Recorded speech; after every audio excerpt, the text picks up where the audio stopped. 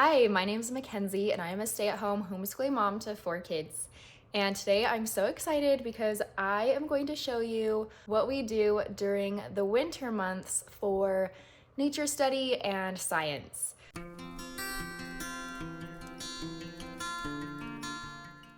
So I am a big wimp when it comes to getting outside in the wintertime. I live where it snows quite a bit during the winter. I spend a lot of time indoors. I would love to be the outdoorsy type that gets out there in the snow with my kids and learns along with them. I'm going to be getting better at that, but for now we are inside doing nature study through books and experiments and like hands-on activities. Okay, so the first resource I want to show you, I am super passionate about. We have been using this in our homeschool for about 6 months now, and my kids absolutely adore these books. And they are from the Libraries of Hope, and there are 12 of these books. It actually starts with this one, but they have 12 different topics. So it goes from like stars, rocks, ocean, animals, bugs, plants. So there's so much to be learned in these books, and my kids just, every time I read them, they ask for more. They love these books so much. They are just such heartwarming stories, and I feel like they're character building. They teach good morals, which is really important to me. It's nice with all of these different categories that we can find stories on things, like regardless what it is that we're learning, we can find it in this stack of books. So it's really nice to just have all of these on hand for no matter what it is that we're studying. So I'm just going to show you real quick the layout of how this book is. It looks like a massive chapter book, but really there's just short little stories in here. So that one's just a few pages. So you would just read that to them. And they really catch my kids' attention really well. So we really like these books. Okay, my kids really like getting their hands dirty. They like to experience things firsthand. So although books are awesome and they love learning those stories, afterwards they want to do something that correlates to what we're learning. They want to experiment, put their hands in, get their hands messy, like see firsthand. They want to smell it, they want to touch it. So I do have a few books to show you that have projects that relate to lots of different topics. And between all of these books, there is something for every single topic that we can learn in nature study or science. So the first one is Exploring Nature activity book for kids. So this one's really fun. It has just a bunch of different projects in here that you could do with your kids that you can observe out in nature. So it has 4 different topics. The first one is seasons, weather, night and day. The second is water, soil, and stone. Third is birds, bugs, mammals, and more. And the fifth is trees, plants, and flowers. And so it just has all of these fun little experiments in here, like making a bird feeder. That one was really fun. My kids loved that, and we observed birds for days and like marked the birds that we saw, and we would like try to look them up and learn more about it. And it also has extra information in here on like whatever it is you're doing. It will just have like an extra informational section that you can teach your kids out of to just kind of dig a little deeper. It's geared towards all different ages. So like my youngest up to my 9-year-old really love doing projects from here. So my kids have had so much fun with this. A lot of my children are really into like building things and creating things, and they love learning about inventors. So we like to pull this out during those times that we're learning about inventions, and it's time for like an engineering project or a STEAM project. We'll pull this book out. There are so many fun activities in here.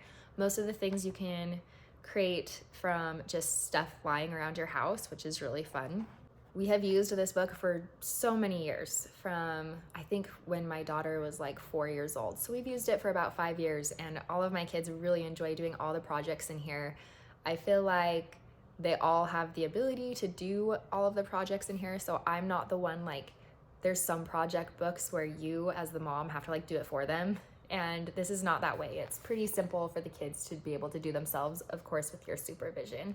And usually out of this book I can find something to build in here that corresponds to whatever it is that we're learning, whether if it's like decorating like a what's it called? Like a toilet paper holder as an animal, you know? So it's like the project itself doesn't really have anything to do with animals, but you're making it look like an animal. So there's always something in here that we can correlate back to what we're learning about in science. Also, I love books like this that tell you the science behind what you're doing. And this one has a little like teacher's note in there where you can explain to your kids the science behind what they're doing. So we really enjoyed that. So this one is really similar to the other one that I just showed you. This one has a lot, it's all different experiments though. The thing that I like about this one that sets it apart is it has a different category for all different subjects. So it has, the first category has several, I would say maybe 25 different projects that you can do. But the first one is simple science experiments. So it has a ton of fun science experiments.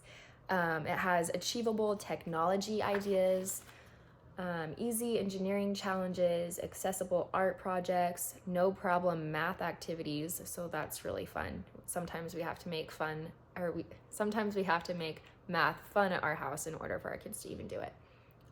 Toddler STEAM play ideas, seasonal STEAM activities. So it has like spring and Easter activities, summer outdoor activities, fall Halloween activities, and winter holiday activities. And then sensory STEAM ideas. So it's nice. It has a lot of stuff for toddlers to do as well, but I would say this would even match a broader age range because this one applies to toddlers as well. So it's nice. You could find something to keep your toddler busy while you can find something for like your older kids to teach them some science. But this also has like the teacher's notes to help you to tell your child the science behind what they're doing. Okay, this one is really fun. Big Science for Little People. This one is all science experiments. You know, not a lot of it is like really STEAM, like building stuff, but watching things explode. So my kids love this. They love seeing those things. Again, everything in here, or most of the stuff in here, is stuff that you probably have lying around your house, which is really convenient for moms like me who are super busy all the time. But we have done really fun things in here. They have like making a tornado in a bottle, making moon sand, so you know that can correspond to weather and space. We've also made geodes in here when we learn about like the earth and the rock cycle and stuff. So this one has been fun. We've turned to this many times, and even though it says for little people, my 9-year-old is still learning quite a bit in here. And this one also has those teacher's notes to help you to dig deeper and to understand the science behind the magic of these projects. So science in my house is something that my kids have always looked forward to doing. We just pretty much keep it pretty light. We want to keep it fun. I want to keep their interest in science alive. And so that is why I have just listened to the way that they learn and gone with it. You know, they are very hands-on. They want to experience it themselves. So we pull out these STEAM activities, and it's been really great for when we're stuck indoors. We can do something exciting inside as well. And then of course I love like Charlotte Mason science, so that's when I pull in these books. So if you found this video helpful, go ahead and give it a thumbs up and subscribe, and thanks for stopping by. I'll see you next time.